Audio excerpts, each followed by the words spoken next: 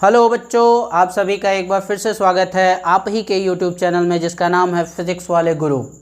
तो आज हम लोग बहुत ही इंटरेस्टिंग टॉपिक पढ़ने वाले हैं, बहुत ही मज़ा आने वाला है। कैसा मज़ा आने वाला भाई? क्योंकि मज़ा इसलिए आने वाला है क्योंकि हमारा इलेक्ट्रिक डाइपोल जो है वो एक्सटर्नल इलेक्ट्रिक फील्ड में रखा जाने वाला है। जी हाँ, आज का हमारा टॉपिक है electric dipole in a uniform electric field. Means what is going to happen when an electric dipole placed in an external electric field which is uniform. Let's discuss about this topic. What is our topic? Electric dipole in a uniform electric field. यानी जब हमारा electric dipole uniform electric field में रखा जाएगा तो क्या होगा। तो हम जानते हैं बच्चों, हमारा इलेक्ट्रिक डाइपोल जो होता है वो एक इलेक्ट्रॉनिक अरेंजमेंट है जो टू इक्वल और अपोजिट चार्जेस से बना होता है। यानी electric dipole is an electronic arrangement in which two equal and opposite charges are placed at some distance. मतलब कि दो इक्वल और अपोजिट चार्जेस एक दूसरे से कुछ डिस्टेंस पर रखे गए होते हैं। तो ये जो हमारा सिस्टम है वो कहलाता है इलेक्ट्रिक डाइपोल। अब इस इलेक्ट्रिक डाइपोल को कहाँ पे रखना है? यूनिफॉर्म इलेक्ट्रिक फील्ड में रखना है। समझ में आ रही बातें? तो इलेक्ट्रिक फील्ड क्या होता है ये सब हम लोग जानते हैं। यूनिफॉर्म इलेक्ट्रिक फील्ड क्या होगा? कॉन्सेप्ट ये है कि अगर मान लीजिए ये कोई रीजन है, इसके इस पॉइंट पर इलेक्ट्रिक फील्ड की इंटेंसिटी ई है, इस पॉइंट पर भी इलेक्ट्रिक फील्ड की इंटेंसिटी ई है, यहाँ पर भी इलेक्ट्रिक फील्ड की इंटेंसिटी ई है, तो ये जो पूरा का पूरा रीजन है वो कहलाएगा यूनिफॉर्म इलेक्ट्रिक फील्ड। क्या कहलाएगा? Uniform electric field.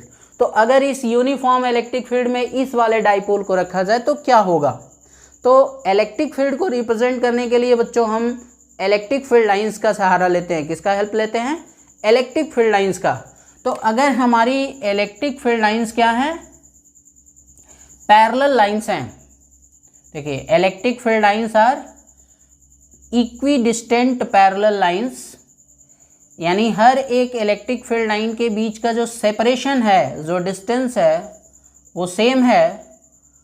और ये सारी की सारी इलेक्ट्रिक फील्ड लाइंस क्या हैं? पैरेलल हैं। तो ये किसको रिप्रेजेंट करेंगी? यूनिफॉर्म इलेक्ट्रिक फील्ड को रिप्रेजेंट करेंगे। Means uniform electric field can be represented by equidistant parallel lines. यानी अगर इलेक्ट्रिक फील्ड लाइंस इक्विडिस्टेंट भी हैं और पैरेलल भी हैं तो they will represent the uniform electric field. मतलब ये हमारा यूनिफॉर्म इलेक्ट्रिक फील्ड ई है और इस यूनिफॉर्म इलेक्ट्रिक फील्ड में हम क्या प्लेस करने जा रहे हैं? एक डाइपोल, इलेक्ट्रिक डाइपोल रखने जा रहे हैं। तो मान लेते हैं हमारा इलेक्ट्रिक डाइपोल जो है AB. The name of electric dipole is what? AB, and it is made up of two charges, plus Q and minus Q.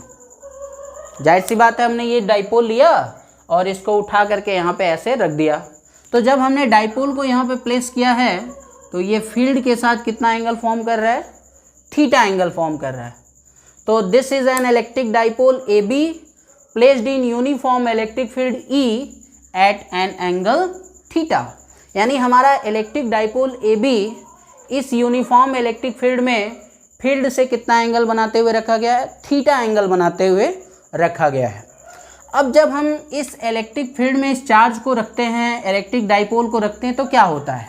हमने पहले डिस्कस किया था कि अगर एक इलेक्ट्रिक फील्ड E है और इस इलेक्ट्रिक फील्ड में अगर कोई चार्ज Q रखते हैं तो इस इलेक्ट्रिक चार्ज पर जो फील्ड की वजह से फोर्स लगेगा वो कितना लगेगा? F = QE। इस फोर्स का जो डायरेक्शन होगा वही डायरेक्शन फील्ड का होगा। तो चलो बच्चों, यहाँ पर फील्ड का डायरेक्शन किधर है? लेफ्ट से राइट साइड में है। हमने इलेक्ट्रिक फील्ड लाइंस की डायरेक्शन में फील्ड को लिया है। तो इस प्लस Q चार्ज पर फोर्स लगेगा F = QE। ये किस डायरेक्शन में लगे होगा भाई? Along the field. यानी डाइपोल के जो दो चार्ज हैं प्लस क्यू और माइनस क्यू, दोनों के दोनों फोर्स एक्सपीरियंस करेंगे, लेकिन प्लस क्यू चार्ज पे जो फोर्स लगेगा वो फील्ड की ही डायरेक्शन में लगेगा और मैग्नीट्यूड में कितना होगा, क्यू ई। लेकिन जो माइनस क्यू पे जो फोर्स लगेगा F is equal to minus Q E. अच्छा, ये जो माइनस साइन आया, निगेटिव साइन है, वो ये रिप्रेजेंट कर रहा है कि फोर्स का डायरेक्शन फील्ड के अपोजिट है। देखिए, फील्ड लेफ्ट से राइट है और फोर्स राइट से लेफ्ट है, means force and field are opposite to each other. यानी यहाँ पे क्या होगा, यहाँ क्या था, force F is along the field और यहाँ पे क्या है, अपोजिट टू फील्ड। कहीं कोई दिक्कत? मतलब कि जब कोई भी इलेक्ट्रिक डाइपोल AB जो दो चार्ज माइनस क्यू और प्लस क्यू से मिलकर के बना हुआ है, यूनिफॉर्म इलेक्ट्रिक फील्ड पे रखा जाता है, तो इसके दोनों के दोनों चार्ज पे क्या लगता है, फोर्स लगने लगता है। प्लस क्यू चार्ज पे फोर्स लगा F is equal to Q E field की डायरेक्शन में, और माइनस क्यू चार्ज पे फोर्स लगा F is equal to minus Q E field के अपोजिट डायरेक्शन में। तो अगर हम कैलकुलेट करें नेट फोर्स किस पे, ऑन इलेक्ट्रिक डाइपोल, तो क्या मिलेगा, net force on electric dipole F net is equal to क्या मिलेगा, plus Q E plus minus Q E. देखिए, प्लस क्यू ई और प्लस माइनस क्यू ई, तो जो नेट फोर्स आया वो क्या आएगा, 0। मीन्स इसका मतलब क्या हुआ भाई, when an electric dipole placed in a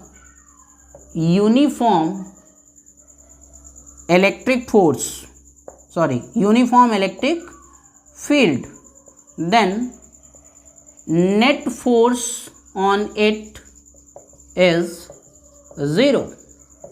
कहने का मतलब ये हुआ बच्चों कि जब हम यूनिफॉर्म इलेक्ट्रिक फील्ड में इलेक्ट्रिक डाइपोल को रखेंगे तो किसी भी दशा में इस पे जो लगने वाला नेट फोर्स होगा वो क्या हो जाया करेगा, 0 हो जाया करेगा। Means when ever N electric dipole placed in a uniform electric field, the net force on the dipole is 0। Is it clear for everyone? तो अब अगर नेट फोर्स 0 हो गया तो तुम लोगों के दिमाग में ये क्वेश्चन आ रहा होगा कि जब नेट फोर्स 0 ही होना था तो इस टॉपिक को हम क्यों पढ़ें। तो ध्यान से समझने वाली बात ये है कि ये जो इलेक्ट्रिक डाइपोल है इस पे दो फोर्स लग तो रहे हैं, लेकिन दोनों का लाइन ऑफ एक्शन सेम नहीं है। जैसे अगर कोई बॉडी है AB और इस पे एक फोर्स F अपवर्ड लग रहा है और उतना ही फोर्स डाउनवर्ड लग रहा है और दोनों का लाइन ऑफ एक्शन सेम है, तो नेट फोर्स क्या हो जाएगा, 0। F upward F downward, net force क्या हो गया, 0। और ये जो बॉडी है वो इक्विलिब्रियम की कंडीशन में होगी। किस में होगी, इक्विलिब्रियम की कंडीशन में होगी। लेकिन अगर इसी बॉडी AB पर एक फोर्स F डाउनवर्ड ऐसे लगता और दूसरा फोर्स F अपवर्ड ऐसे लगता, तो इस केस में भी नेट फोर्स 0 होगा। लेकिन यहाँ पे कंप्लीट इक्विलिब्रियम था, यहाँ पे सिर्फ कौन सा इक्विलिब्रियम होगा, ट्रांसलेशनल इक्विलिब्रियम होगा, क्योंकि ये बॉडी रोटेट कर जाएगी। तुम खुद ध्यान से सोचो कि अगर हमने इस पेन को, मार्कर को यहाँ प्लेस कर दिया और एक फोर्स लगा के इसको नीचे खींच रहे हैं और दूसरा फोर्स लगा के इसको ऊपर धक्का दे, तो बोलो ये ऐसे रोटेट करेगा ना। यानी इसमें क्या देखने को मिलेगा, रोटेशनल इफेक्ट देखने को मिलेगा। जिस तरह से ट्रांसलेशनल मोशन के लिए फोर्स रिस्पॉन्सिबल है, उसी तरह रोटेशनल इफेक्ट के लिए, रोटेशनल मोशन के लिए कौन रिस्पॉन्सिबल है, टार्क रिस्पॉन्सिबल है। क्या रिस्पॉन्सिबल है, टार्क। तभी तो आपने 11th में पढ़ा होगा, torque plays same role in rotational motion as force plays in translational motion. यानी ट्रांसलेशनल मोशन में फोर्स का जो रोल होता है वही रोल टार्क का होता है, किसमें, रोटेशनल मोशन में। तो यहाँ पर भी डाइपोल पे जो नेट फोर्स है वो तो 0 हो गया, लेकिन इस फोर्स और इस फोर्स का लाइन ऑफ एक्शन सेम नहीं है, जैसे कि यहाँ पे लाइन ऑफ एक्शन सेम नहीं है। तो ये दोनों के दोनों फोर्स क्या फॉर्म करेंगे, कपल फॉर्म करेंगे। The two forces on dipole forms couple. क्या फॉर्म करेंगे भाई, कपल का फॉर्मेशन कर लेंगे। तो इस कपल का जो मोमेंट होगा that is called torque. Torque is what, moment of couple. समझ में आ रहा है, torque is equal to moment of couple. अच्छा, टार्क को किससे डिनोट करते हैं, टाउ से। देखो भाई टाउ, ठीक है। तो torque is denoted by tau. What is the moment of couple, formula याद होगा, moment of couple is equal to होता है force into arm of the couple, या फोर्स इनटू परपेंडिकुलर डिस्टेंस। अच्छा, torque tau is equal to force. Force कितना लग रहा है भाई, क्यू ई। तो फोर्स को हम क्या लिख सकते हैं, एफ लिख दें, बाद में क्यू ई लिखेंगे। आर्म ऑफ द कपल, ये जो फोर्स, पहला फोर्स है और दूसरा फोर्स है, दोनों के लाइन ऑफ एक्शन के बीच का जो परपेंडिकुलर डिस्टेंस है, यानी हमने इसमें एक कंस्ट्रक्शन कर लिया, ए से ए को इधर प्रोड्यूस किया और बी से एक परपेंडिकुलर ड्रॉ कर दिया यहाँ पे।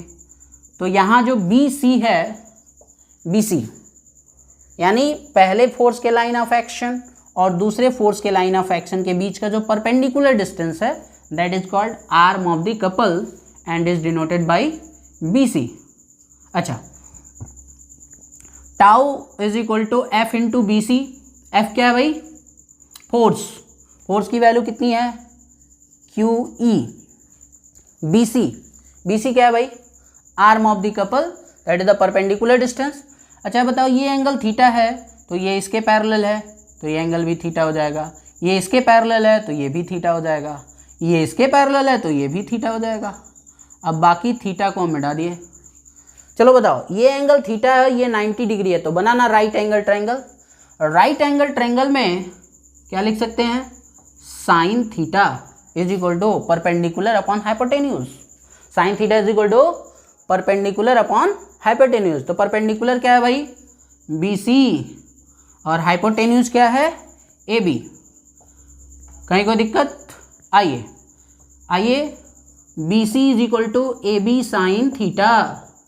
अच्छा, B C is equal to A B क्या है भाई, ए से बी तक का distance, that is the length of the dipole which is often denoted by 2l। यानी ए बी डाइपोल का जो लेंथ था वो कितना है, 2l से डिनोट किया जाता है। तो ए बी के जगह पे हमने क्या लिख दिया, 2l साइन थीटा। कहीं कोई दिक्कत, तो B C is equal to 2l sine theta. F की वैल्यू हमने लिखा क्यू ई, और बी सी की वैल्यू लिखेंगे, क्या लिखेंगे, 2l साइन थीटा। चलो आ जाओ भाई, Q E into 2l sine theta. Tau is equal to Q E into 2l sine theta है, तो हम इसको थोड़ा अरेंजमेंट करेंगे।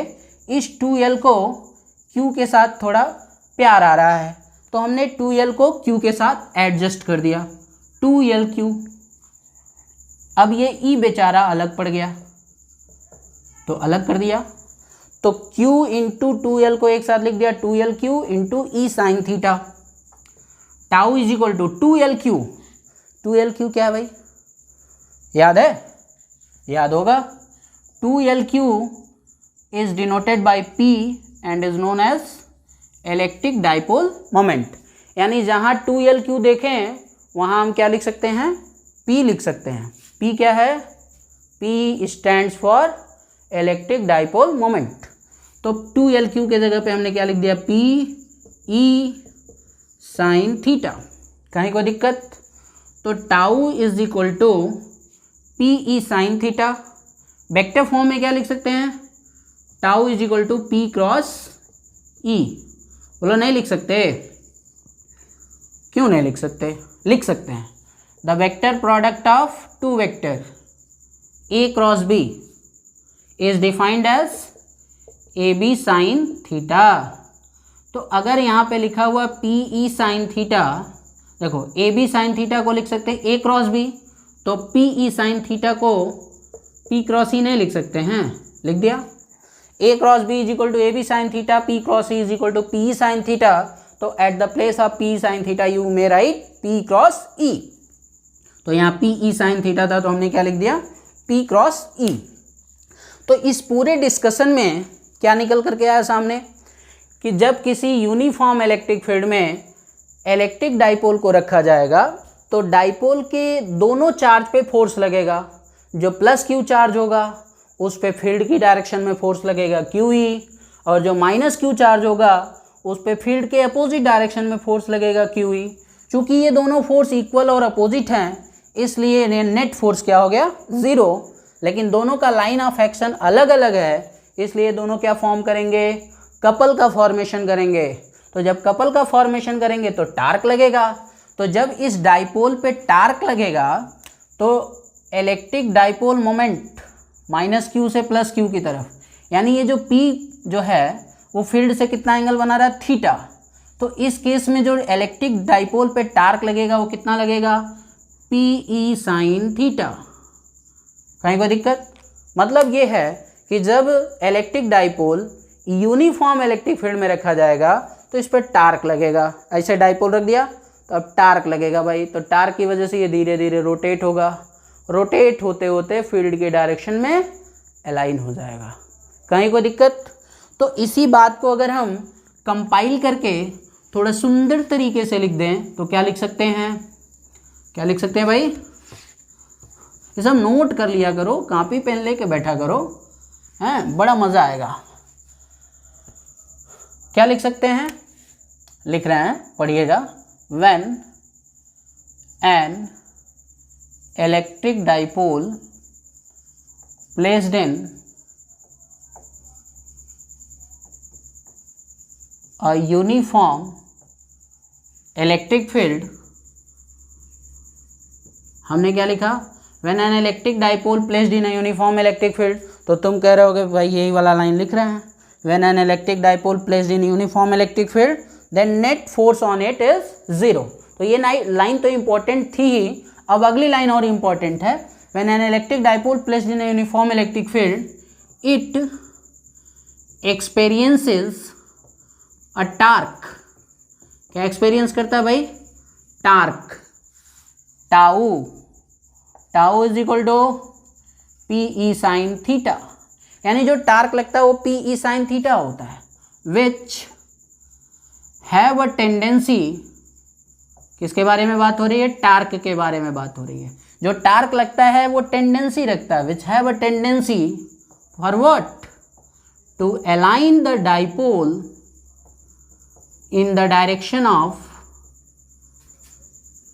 फील्ड।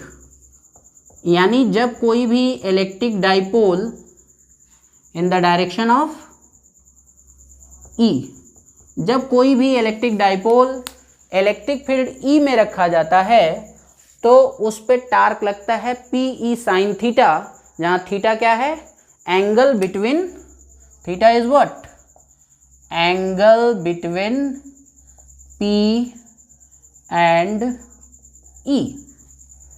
तो उस केस में जो टार्क लगता है वो tau is equal to PE sine theta, where theta is the angle between P and E। P क्या है भाई? Dipole moment of the electric dipole, P is equal to 2L3, जिसकी वजह से ये इलेक्ट्रिक डाइपोल धीरे धीरे रोटेट करते करते करते करते फील्ड की डायरेक्शन में अलाइन हो जाता है। तो ये जो टार्क लगता है which have a tendency to align the dipole in the direction of electric field E। अब इसमें कुछ स्पेशल केसेज हैं जिसको हम डिस्कस कर लें, लगे हाथ। स्पेशल केसेज क्या लेंगे? Case 1, case first, if theta is equal to 0 degree, यानी ये जो angle between P and E है वो 0 डिग्री है। If theta is equal to 0 degree, that is dipole placed in the direction of E। अगर theta की value 0 होगी तो इलेक्ट्रिक फील्ड अगर ऐसे है, ध्यान से समझिएगा, तो ये जो डाइपोल रखा जाएगा -Q और +Q, यही ना डाइपोल है। तो फील्ड का डायरेक्शन है और डाइपोल मोमेंट p का डायरेक्शन है, दोनों सेम है। यानी electric dipole placed parallel to the direction of E, तो थीटा इज इक्वल टू 0, तो टाउ इज इक्वल टू क्या हो जाएगा, P E sine theta. Theta की वैल्यू क्या है भाई इस केस में 0 डिग्री, तो साइन 0 की वैल्यू तो पता ही होगी आप लोगों को, साइन 0 0 होता है। तो मतलब जब कोई भी इलेक्ट्रिक डाइपोल फील्ड के ही डायरेक्शन में प्लेस किया जाएगा तो थीटा की वैल्यू 0 होगी और इस केस में इस पर कोई टार्क नहीं लगेगा। और इस कंडीशन में डाइपोल जो होता है वो स्टेबल इक्विलिब्रियम कंडीशन में होता है। डाइपोल का जो कंडीशन है that is of stable equilibrium. Case second, if theta is equal to 180 degree, तो 180 डिग्री में क्या होगा भाई, theta is equal to 180 degree का मतलब बताइए। यानी ये जो डाइपोल है वो फील्ड के अपोजिट डायरेक्शन में रखा गया, -q और +q, कहीं को दिक्कत। तो इस केस में थीटा की वैल्यू 180 है तो tau is equal to P E sine 180 हो जाएगा। अच्छा, साइन 180 की वैल्यू 0 होती है तो इसलिए टार्क क्या हो जाएगा 0। यानी अगर इलेक्ट्रिक डाइपोल को हम फील्ड की डायरेक्शन में रखें या फिर फील्ड के अपोजिट डायरेक्शन में रखें तो दोनों ही केस में इस पर कोई भी टार्क नहीं लगता, torque tau is equal to 0। तो पहला केस जो है उसमें डाइपोल को हम बोलते हैं ये स्टेबल इक्विलिब्रियम में है, और दूसरा केस जो है वो है अनस्टेबल इक्विलिब्रियम का। तो अब हमारे दिमाग में ये क्वेश्चन आता होगा कि केस फर्स्ट में थीटा की वैल्यू 0 थी, टार्क 0 आया। केस सेकंड में थीटा की वैल्यू 180 है, टार्क 0 आया। तो दोनों ही केस में जब टार्क 0 है तो क्यों एक केस को हम स्टेबल इक्विलिब्रियम कह रहे हैं और दूसरे को अनस्टेबल इक्विलिब्रियम कह रहे हैं। तो देखो बच्चों, कोई भी सिस्टम, चाहे वो इलेक्ट्रॉनिक सिस्टम हो या फिर थर्मोडायनेमिकल सिस्टम हो, what ever be the physical system present in the universe, that will be more stable when it's potential energy is minimum. यानी कोई भी सिस्टम तब ज़्यादा स्टेबल होता है जब उसका पोटेंशियल एनर्जी क्या होता है, मिनिमम होता है। तो थीटा इज इक्वल टू 0 के डिग्री के केस में इसका पोटेंशियल एनर्जी जो होगा वो मिनिमम होगा, और theta is equal to 180 degree के केस में इसका पोटेंशियल एनर्जी मैक्सिमम होगा। तो इस केस में हमारा जो डाइपोल है वो मिनिमम पोटेंशियल एनर्जी वाले केस में क्या होगा, मोस्ट स्टेबल होगा। That is why it is called stable equilibrium. तो इस तरह से स्पेशल केसेस में हमने 2 केस देखे, केस फर्स्ट और केस सेकंड। अभी एक केस और बाकी है जिसको हम यहाँ पे लिखना चाहेंगे, मिटा दें, वीडियो पॉज करके आप नोट तैयार कर सकते हैं। केस थर्ड, क्या लिखे, case third, if theta is equal to 90 degree. इसका क्या मतलब भाई कि अगर ये यूनिफॉर्म इलेक्ट्रिक फील्ड है और यहाँ पर डाइपोल को ऐसे रखा गया -q +q, तो थीटा की वैल्यू कितनी आई, 90 डिग्री। तो साइन 90 की वैल्यू कितनी होती है, 1। तो ये साइन की मैक्सिमम वैल्यू है। तो इस तरह से इस केस में इस केस में जो टार्क लगेगा वो मैक्सिमम लगेगा। तो tau max is equal to P E sine 90।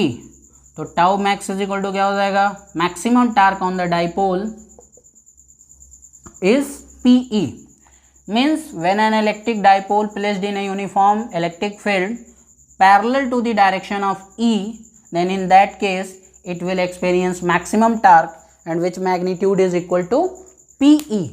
तो ये तो रहा बच्चों कि जब हमारा electric dipole uniform electric field में रखा जाता है तो इस केस में इस पर क्या क्या इफेक्ट्स आते हैं। नेट फोर्स 0 होता है, इस पर टार्क लगेगा, यानी ये रोटेशनल इफेक्ट आएगा इस पर, और ये धीरे धीरे रोटेट करके फील्ड की डायरेक्शन में आ जाएगा।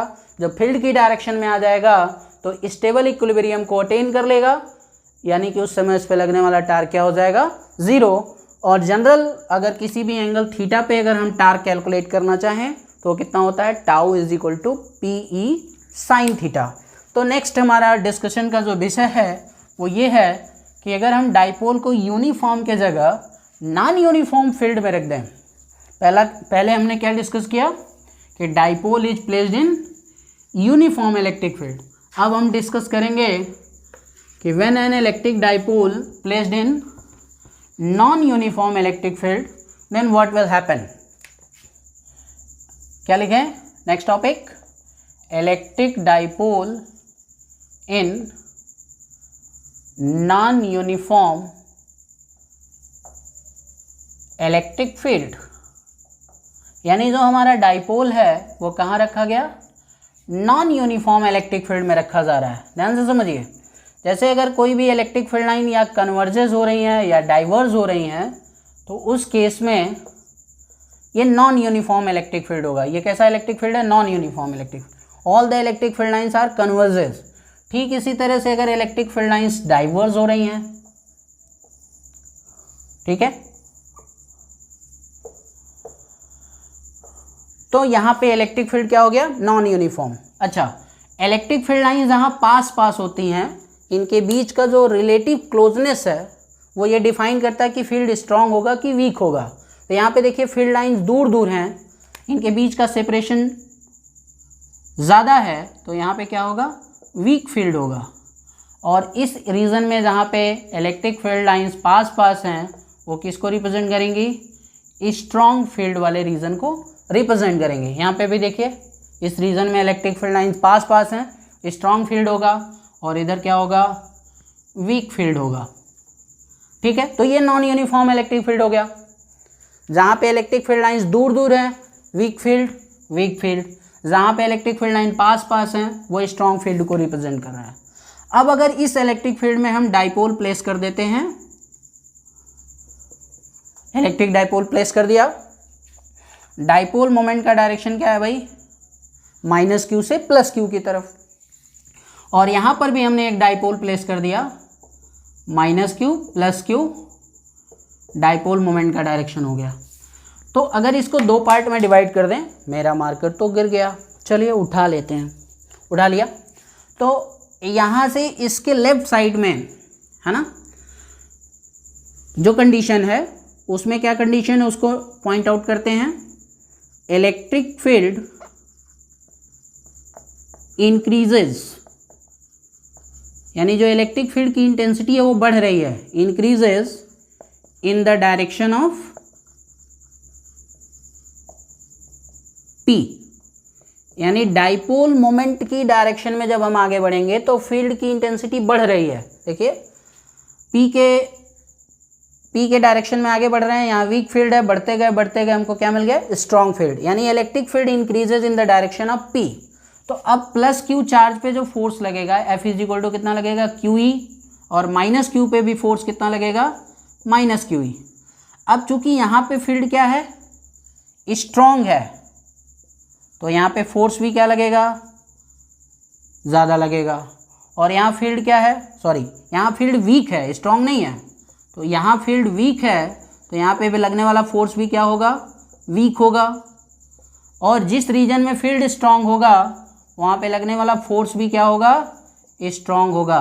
यानी जब ऐसा कंडीशन हो कि इलेक्ट्रिक फील्ड P की डायरेक्शन में इंक्रीज कर रहा हो तो पॉजिटिव वाले चार्ज पे ज़्यादा फोर्स लगता है, और इस केस में नेट फोर्स 0 नहीं होगा, क्योंकि -q पे वीक फोर्स लग रहा है और +q पे स्ट्रॉन्ग फोर्स लग रहा है, तो इस तरह से नेट फोर्स 0 नहीं होगा।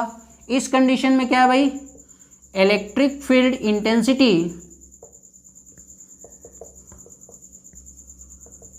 डिक्रीज कर रही है, decreases in the direction of P। जैसे जैसे डाइपोल मोमेंट की डायरेक्शन में आगे बढ़ेंगे, फील्ड स्ट्रांग है, आगे बढ़ते गए फील्ड क्या हो जा रहा है, वीक, यानी इलेक्ट्रिक फील्ड इंटेंसिटी क्या कर रही है, डिक्रीज कर रही है। किस डायरेक्शन में, इन द डायरेक्शन ऑफ P। तो इस केस में -q चार्ज पे जो फोर्स लगेगा वो स्ट्रांग होगा, और +q चार्ज पे जो फोर्स लगेगा वो क्या होगा, वीक फोर्स होगा। और यहाँ पर भी नेट फोर्स 0 नहीं होगा। मतलब कि जब electric dipole uniform electric field में रखा जाता है तो उस पर लगने वाला नेट फोर्स क्या होता है, 0। लेकिन जब नॉन यूनिफॉर्म इलेक्ट्रिक फील्ड होगा तो नेट फोर्स 0 नहीं होगा। तो इस तरह से हम लोगों ने ये डिस्कस किया कि whenever electric dipole placed in a uniform electric field and non uniform electric field, then what will be the effect on it, how it will interact. एक क्वेश्चन सॉल्व करते हैं। क्वेश्चन बहुत ही important है, आप देख पा रहे होंगे स्क्रीन पे। क्वेश्चन है an electric dipole of length 10 centimetre having charges plus minus 6 into 10 to the power minus 3 coulomb. तो हमारे दिमाग में एक क्राइटेरिया बन रही है कि एक इलेक्ट्रिक डाइपोल है जिसका लेंथ कितना है, 10 सेंटीमीटर, मतलब कि length of the dipole is denoted by 2L which is equal to 10 centimetre. अच्छा, ये सेंटीमीटर में दिया हो तो इसको मीटर में कन्वर्ट कर लेंगे तो 10 into 10 to the power minus 2 metre. Centimetre को मीटर में कन्वर्ट करने के लिए 10 टू द पावर माइनस 2 से मल्टीप्लाई करते हैं तो 10 into 10 to the power minus 2 will give you 10 to the power minus 1 metre. यानी लेंथ ऑफ द डाइपोल पता चल गया, having charges plus minus 6 into 10 to the power minus 3 coulomb. यानी ये डाइपोल है जो दो चार्ज से मिलकर के बना हुआ है, माइनस क्यू और प्लस क्यू। तो जो क्यू की वैल्यू है वो कितनी है, 6 into 10 to the power minus 3 coulomb. Placed at 30 degree with respect to a uniform electric field, यानी एक यूनिफॉर्म इलेक्ट्रिक फील्ड है। ये देखिए, ये यूनिफॉर्म इलेक्ट्रिक फील्ड है। इस इलेक्ट्रिक फील्ड में ये जो डाइपोल रखा गया वो फील्ड के रिस्पेक्ट में कितने एंगल पे रखा गया, 30 डिग्री बनाते हुए, यानी थीटा इज इक्वल टू कितना हो गया, 30 डिग्री।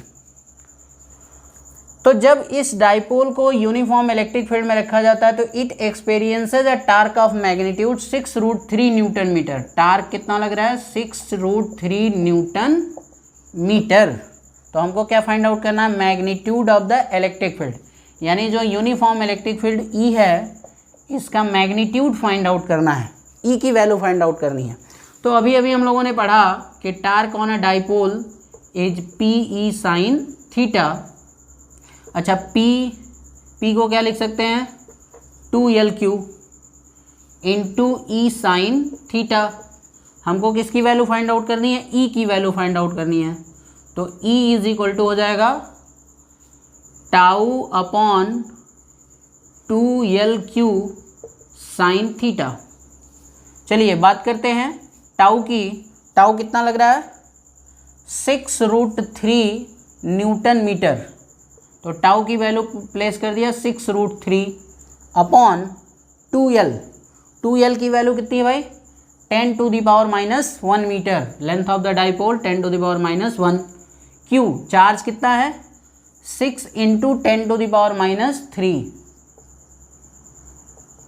ठीक है, इंटू साइन 30। अच्छा, ये थोड़ा कंजस्टेड हो गया, यहाँ लिखते हैं E is equal to tau. Tau की वैल्यू कितनी बताइए भाई, अब तो जल्दी जल्दी बता सकते हैं, 6√3 अपॉन 2L। 2L की value 10 to the power minus 1, charge 6 into 10 power minus 3 Q हो गया।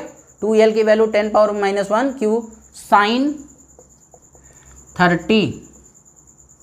चलिए आगे बताइए, E इज इक्वल टू 6 से 6 कैंसिल हो जाएगा, √3 10 पावर माइनस 1 10 पावर माइनस 3 कितना होगा, 10 पावर माइनस 4। ये डिनोमिनेटर से न्यूमरेटर में जाएगा तो 10 पावर प्लस 4 हो जाएगा, अपॉन साइन 30 की वैल्यू कितनी होती है, 1/2। ये 2 न्यूमरेटर से डिनोमिनेटर से न्यूमरेटर में जाएगा तो E इज इक्वल टू हो जाएगा 2√3 into 10 power 4 newton per coulomb. देखिए आंसर मैंने पहले लिख रखा था 2√3 into 10 power 4 newton per coulomb. मतलब कि अगर एक कोई इलेक्ट्रिक डाइपोल जिसके चार्जेज हैं plus minus 6 into 10 to the power minus 3 coulomb और लेंथ कितना है 10 सेंटीमीटर, वो यूनिफॉर्म इलेक्ट्रिक फील्ड में 30 डिग्री पे रखा जाएगा और उस पर टार्क लगेगा 6√3 न्यूटन मीटर। तो जो इलेक्ट्रिक फील्ड का जो मैग्नीट्यूड होगा वो कितना होगा, 2√3 into 10 power 4 newton per coulomb. कहीं कोई दिक्कत? तो इस तरह से हमने इस क्वेश्चन का आंसर फाइंड आउट कर लिया है 2√3 × 10⁴ न्यूटन पर कूलम। तो बच्चों इस तरह से और भी सारे न्यूमेरिकल सॉल्व करिए, ज़्यादा से ज़्यादा प्रैक्टिस करिए, ज़्यादा से ज़्यादा क्वेश्चंस को सॉल्व करिए। कहीं कोई दिक्कत हो, कहीं कोई प्रॉब्लम हो